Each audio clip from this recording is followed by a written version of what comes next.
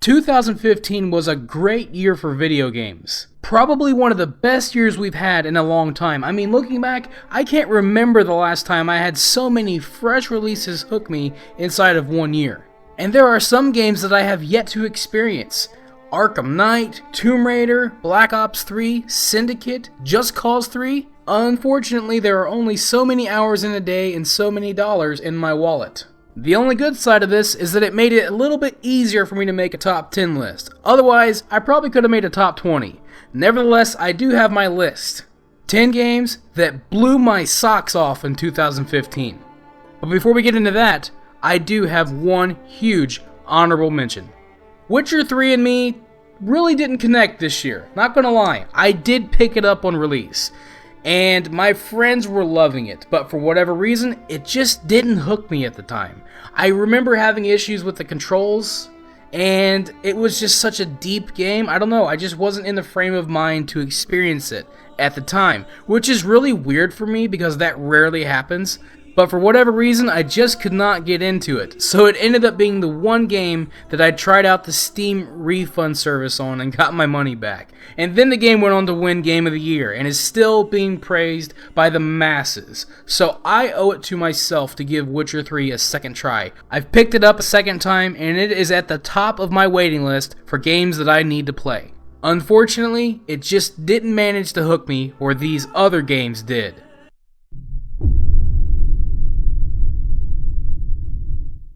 The first time I ever saw Rocket League footage, I was like, what the heck am I looking at? It's a crazy idea that works. It takes two things that I hate, soccer and racing, puts them together, and now I can't put it down. It actually manages to feel like a sport because it consistently draws excitement out of me. There are so many times where I'm making these off-the-wall, sometimes literally, shots that I don't even know how they happen and it just blows my mind. So whether I'm playing by myself or with a group of friends, I'm having such a good time, and I keep going back to play more. I want to play it right now just by talking about it, and I don't see that feeling going away anytime soon, because Rocket League is awesome.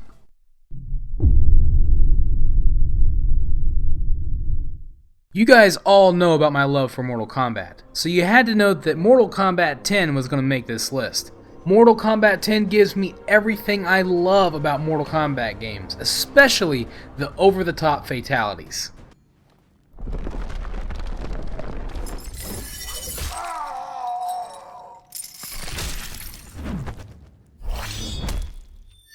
Scorpion wins. Flawless victory. Fatality. But there is absolutely nothing more satisfying in a fighting game than to execute a brutality on one of your friends. I've had way too much fun with this game and I still play it with my friends. It still has a few blemishes though. I mean, that online faction thing did not work out at all. The story mode was alright, it wasn't great, but it wasn't terrible. But the worst offender was putting unlockable characters behind a paywall. Unlockable characters has always been a huge part of the Mortal Kombat series, but what was good about it is that you would unlock them through the game. They were hidden, they were secrets. Now, those features are gone, and if you want extra characters, you have to pay for them. And that greatly diminishes the value of Mortal Kombat 10. Other than that though, the actual combat was incredibly fun and satisfying, and that alone made this game one of the best games I've played this year.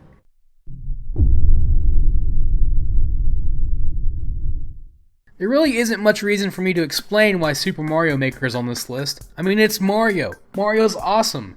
It's all the best 2D Mario games in one, except it's even better because I get to create my own levels and release them to the world, and then I get to see what other people have created and try to master their levels. It's the kind of Mario experience I never thought I'd have, and putting a creative spin on a timeless classic like Mario was genius, proving that Nintendo and Mario still have it by adding yet another gem to the Wii U.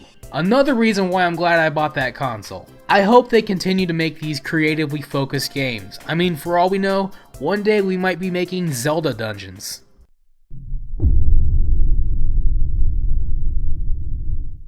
I always found MOBAs really intimidating, like they're notoriously bad communities, the fact that they're kinda hard to get into, and I never really gave them a chance. But when Blizzard released Heroes of the Storm and I had a bunch of friends playing it, I finally got in, and I love the game. Honestly, a lot of the things that traditional hardcore mobile players hate about Heroes are exactly what I like. I like the team focus, I like that it's simplified and a little bit more casual and easier to get into, and I just find it a lot of fun. I think that it's competitive enough for me, and that's all I need. I like that the game actually has more than one map, and those maps have actual objectives, and I'm always looking forward to what heroes they're going to crank out next. So Heroes of the Storm is definitely the MOBA of choice for me.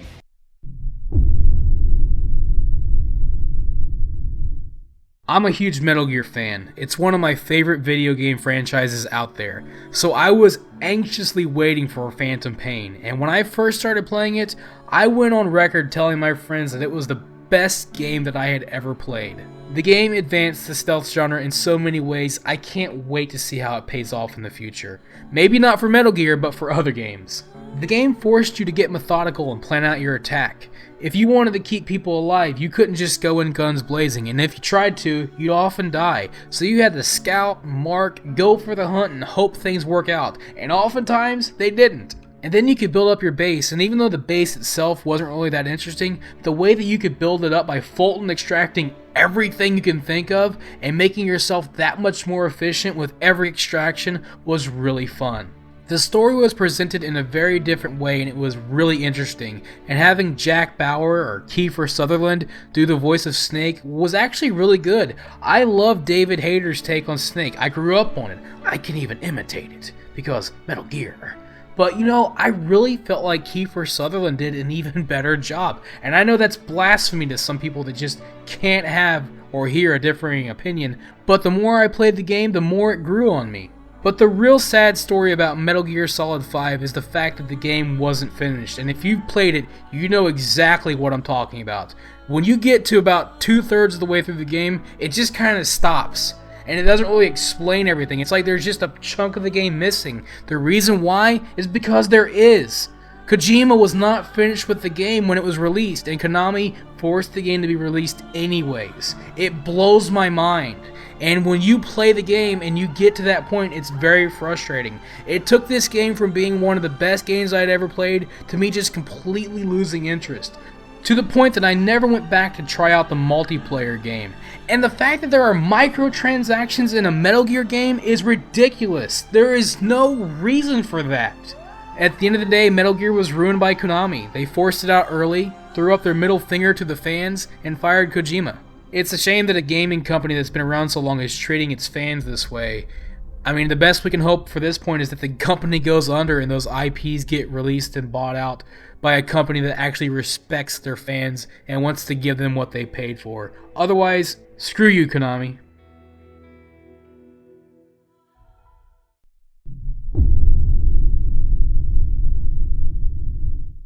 So I didn't start playing Destiny until I picked it up on Next Gen. So that was earlier this year, right before Taken King came out. I was having a lot of fun with the game, but I understood where the complaints were coming from. The game was pretty short and shallow in a lot of areas, but then they released The Taken King, and similar to what Reaper of Souls did for Diablo, The Taken King did for Destiny, and it really improved the game in so many areas and gave fans a lot of what they were asking for. Now, Destiny is currently one of my favorite games, and it's one that I like to play with friends. To be completely honest with you, looking at it from an MMO perspective, I have just as much fun playing it as I do playing WoW, and it shows me that I can have an MMO experience with an FPS, and it doesn't have to be that traditional World of Warcraft style game. It also shows me that I can play an MMO, have just as much fun, and not pay for a subscription. So in more ways than one, Destiny is extremely groundbreaking.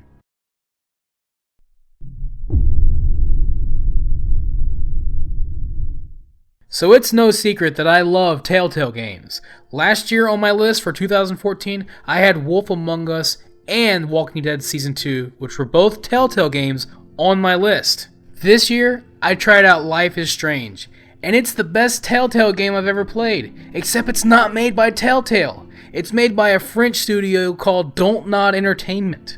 I am so glad that this style of game is becoming its own genre, because these episodic storytellers are some of the best gaming experiences out there to me. Max is a very strong female lead, and her artistic character reminds me of someone in my personal life who is very near and dear to my heart. So that really helped to suck me into the story and care about Max just as much as I cared about Clementine. The story was so enticing that I was playing new episodes the day they were being released. So if you haven't given Life is Strange a try yet and you like these kinds of games, I strongly recommend it.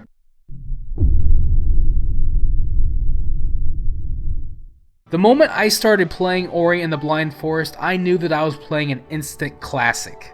The atmosphere, the emotional story, the moving music, and gameplay that would make Mama Metroid proud all go into what makes this game so great. I was so moved by this game that I brought a friend along for the journey, and we had that classic 2 people playing a single player game and taking turns and having a blast the whole time. The game was developed by Moon Studios, and they deserve all the credit because it is one of the best games I have ever played. Certainly the best indie developed game I've ever played.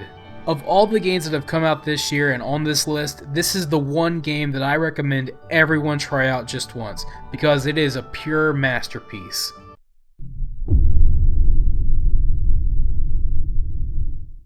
I've never been able to get into the Dark Souls games, for whatever reason, but there was something about Bloodborne that hooked me, and I think what it was initially was that Victorian London werewolf theme, and the fact that you could use guns. So it was like Dark Fable or something like that, I don't know. I was so intrigued that I went out and bought a PS4 just so that I could play it, and it was worth every penny. Well, that and the Uncharted collection. But regardless, Bloodborne is one of the best games that I have ever played. And I don't say that very often, but I'm saying that a little bit more often this year. There's a unique sense of fear that comes with playing Bloodborne, and it's not jump scares or that horror movie style fear, it's that anxiety of knowing that sooner or later the wheels are going to fall off, I'm going to get killed and lose everything, and it's going to be painful. I actually find it emotionally exhausting, but in a good way. Good enough that every time I take a break, I'm already excited to play the game again. Seriously, I always understood why people love the Dark Souls franchise so much, but now I'm proud to say that I am among the people that love the franchise.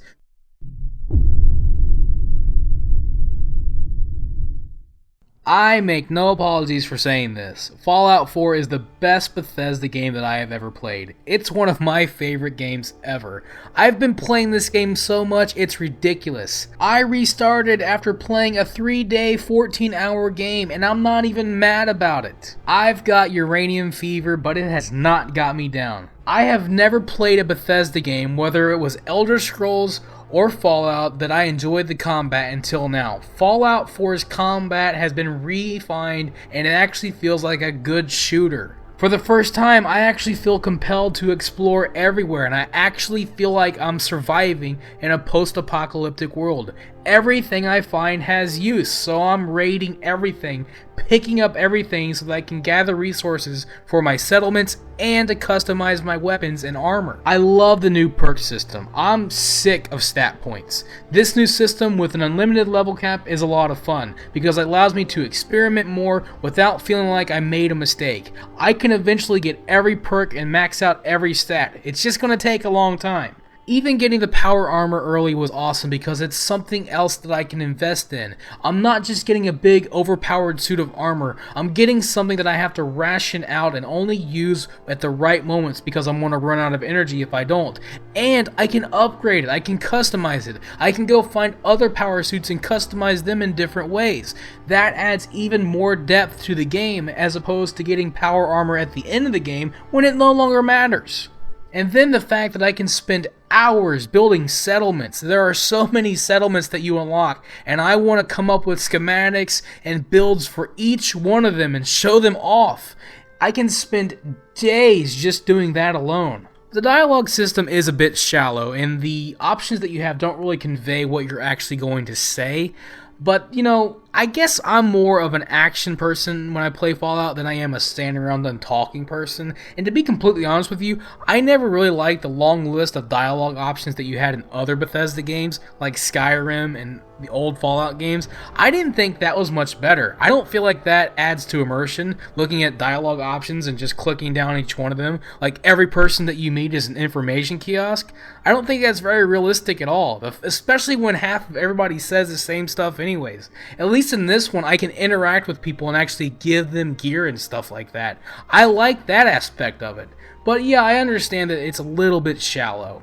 And then there are the loading screens. Oh my dear God, there are so many loading screens. It's mind-boggling. Like, why do I have to return to Sanctuary to turn my missions in every time I release another settlement? It blows my mind. We have radio stations that can be heard all the way down in the vault, but we can't have walkie-talkies? For crying out loud, every time I do a mission for Sanctuary for the Minutemen, I have to go through like 5 loading screens. It's insane. In spite of all that though, Fallout 4 has hooked me and kept me more than any other game I've played this year. That is why Bethesda is one of the best developers out there, and I cannot wait to see what they do next. So if you enjoyed this video, let me know by hitting that like button. And don't forget to subscribe if you'd like to see future videos on this channel. Thanks for watching, have a wonderful day, this is Kephas, until next time.